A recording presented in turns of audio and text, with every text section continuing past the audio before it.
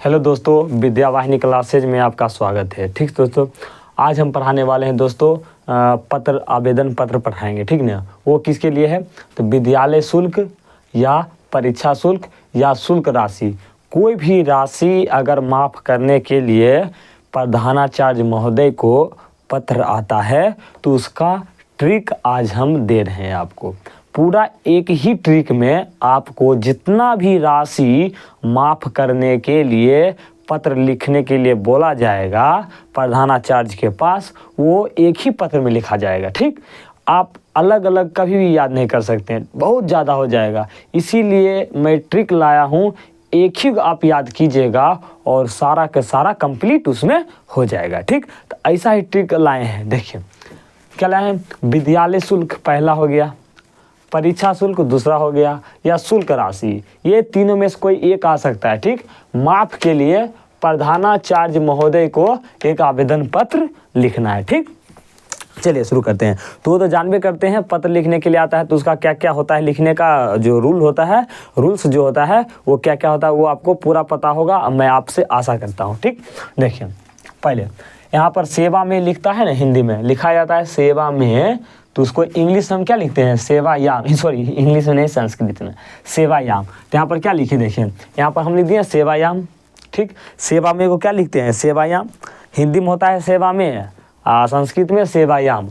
तो सेवायाम, ठीक, सेवायाम के जस्ट सामने आप जहाँ से ये पत्र लिख रहे हैं, आवेदन पत्र, वहाँ का नाम लिख देना है। तो आप तो परीक्षा भवन में रहिएगा, तो परीक्षा भवन को संस्कृत में कहते हैं परीक्षा भवनात्।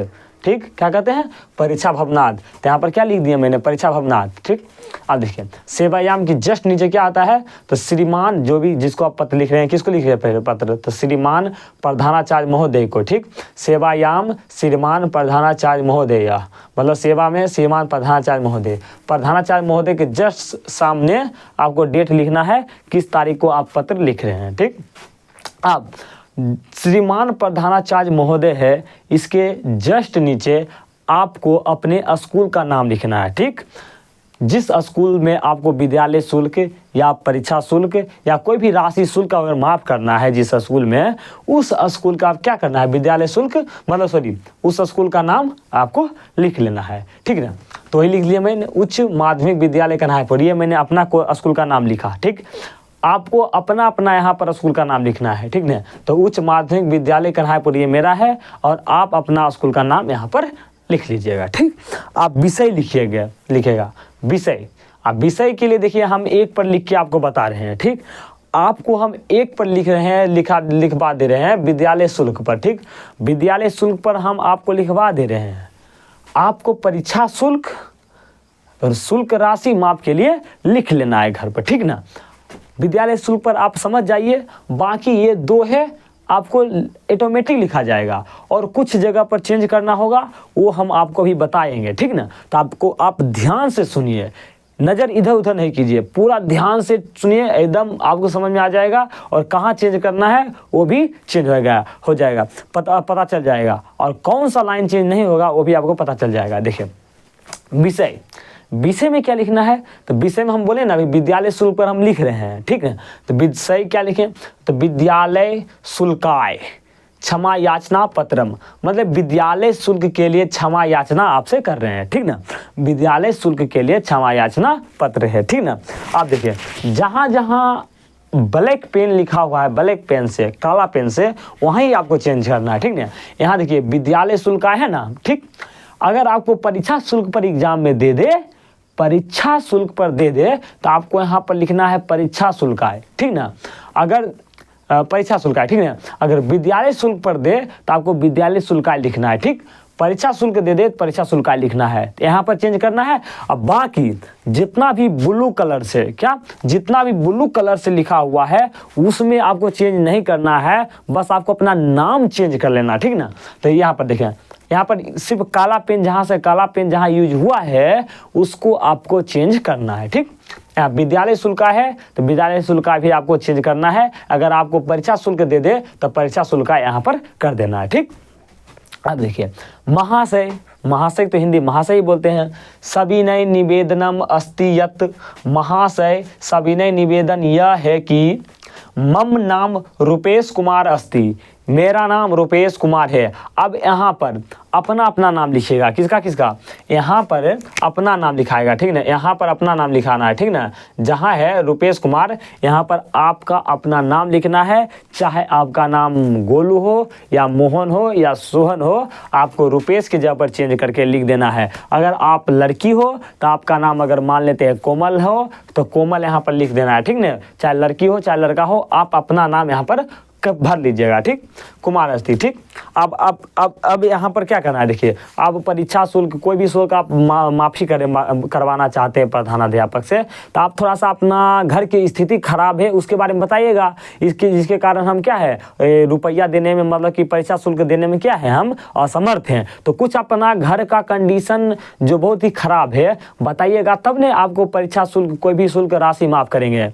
आए प्रधानाचार्य, आप बताइएगा मेरे पापा डीएम है, तो बताइए 200-400 रुपया आपको क्या क्षमा करवा क्या कर सकते हैं, नहीं तो आप कुछ कंडीशन बताइए जो मेरे घर की स्थिति क्या है बहुत ही खराब है, तब जाके प्रधानाचार्य आपको क्या करेंगे, परीक्षा शुल्क चाहे कोई भी शुल्क हो वो माफ़ी कर सकते हैं, ठीक ना।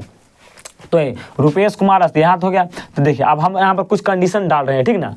मम पितु, क्या मम पितु एक निर्धन कृषक अस्ति, निर्धन कृषक अस्ति मतलब मेरे पिता एक क्या है, निर्धन कृषक है, मतलब बहुत ही गरीब कृषक माने किसान है, ठीक ना। वही हम लिखे हैं मम पितु एक निर्धन कृषक अस्ति, मतलब मेरे पिता एक निर्धन किसान है, ठीक ना, कृषक है। अब देखिए तस्य आय अति न्यून अस्ति, मतलब कि उनका आय है बहुत ही न्यून है, बहुत ही कम है, ठीक ना, उनका आय है जो बहुत ही कम है, ठीक। च अस्माकं परिवारे 5 सदस्य सन्ति, और हमारे परिवार में 5 सदस्य हैं। क्या, च माने और होता है, अस्माकं माने हमारे, तो हमारे और हमारे परिवार में 5 सदस्य भी हैं। कितना सदस्य है, 5 सदस्य भी है। ये देखिए ये आपको 5 सदस्य हैं, 10 सदस्य हैं, ये आपको नहीं जानना चाहता है जो आपको भी जांचता है वो, ठीक है। आप 5 सदस्य हैं, 2 सदस्य हैं, 3 सदस्य हैं, कुछ भी लिख दीजिए, कोई मैटर नहीं करता, ठीक। अब यहाँ क्या है, और हमारे परिवार में 5 सदस्य है। सीमित आय, क्या, सीमित आय विद्यालय शुल्क प्रदानम अतीव कठिन अस्ति, मतलब क्या कर रहा है, सीमित आय में क्या है, सीमित आय में विद्यालय की शुल्क प्रदान करने में बहुत कठिन होती है, ठीक। क्या है, सीमित आय में मतलब जो भी सीमित आय है, पापा के द्वारा जो कृषक मेरे पिताजी हैं उनके द्वारा जो रुपया अर्जित किया जाता है वो बहुत ही सीमित रुपया है। उतना रुपया हमारे पांचों परिवार के पालन पोषण में ही खत्म हो जाता है, ठीक ना। इसका मतलब ये हुआ, ठीक ना, जिसके कारण हम उतना सीमित आय में हम अपना परिवार का पालन पोषण करें या आपको दे दें तो मेरे पास क्या बचेगा, तो ही यहाँ पर लिखा गया, ठीक ना। तो क्या है, सीमित आय, क्या है, सीमित आय विद्यालय से शुल्क प्रदानम अतीव कठिनम अस्ति, ठीक है। सीमित आय में विद्यालय शुल्क प्रदान करने में बहुत कठिन होती है। आप देखिए बोले ना, जहाँ जहाँ काला पेन का यूज हुआ है वहाँ वहाँ आपको चेंज करना है। विद्यालय से शुल्क है, अगर यहाँ पर परीक्षा शुल्क आ जाता तो आपको परीक्षा शुल्क यहाँ पर लिख देना है, ठीक ना। परीक्षा शुल्क आता तो परीक्षा शुल्क लिख देते, ठीक ना। और शुल्क राशि आता तो शुल्क राशि में तब आप कोई भी ये दोनों में से कोई लिख दीजिए, वो शुल्क राशि हो जाएगा, ठीक ना। तो यहाँ तक हो गया। यहाँ पर चेंज करना है, अगर परीक्षा शुल्क आया है तब परीक्षा शुल्क पर आपको यहाँ पर लिख देना है, ठीक ना। अगर देखिए अब आगे देखिए, अतः कृपया विद्यालय शुल्क क्षमायाय प्रदाय माम अनुगरिष्यन्ति, मतलब अतः कृपया विद्यालय शुल्क कर मुझे मतलब कि विद्यालय शुल्क क्षमा प्रदान कर मुझे अनुग्रहित करें, ठीक ना। आप देखिए यहाँ पर आपको चेंज करना है, विद्यालय शुल्क है, अगर आपको परीक्षा शुल्क पर लिख रहे हैं अगर आप, तो परीक्षा शुल्क यहाँ लिख देना है, ठीक ना, बहुत आसान है। परीक्षा शुल्क पर लिख रहे हैं तो यहाँ पर आपको परीक्षा शुल्क कर देना है, ठीक ना। तो अतः कृपया परीक्षा शुल्क, अगर परीक्षा शुल्क पर है तो परीक्षा शुल्क, अतः कृपया परीक्षा शुल्क क्षमायाय प्रदाय माम अनुग्रहीष्यन्ति, अतः परीक्षा शुल्क, अतः विद्यालय शुल्क या परीक्षा शुल्क क्षमा प्रदान कर मुझे अनुग्रहित करें, ठीक ना। ये हो गया। आप देखिए, आप नीचे पर क्या करना है, एक बॉक्स बनाना है, वहाँ पर लिख देना है भवताम शिष्य और नाम वगैरह, बर्गर, रोल नंबर वगैरह लिख दीजिएगा, ठीक। तो ये हुआ मेरा किस पर, ये तीसरा ट्रिक है। मैं 2 ट्रिक मैंने आपको दे दिया, ठीक ना। ये तीसरा ट्रिक है, तीनों लगा के लगभग 10 गो हो गया, ठीक ना।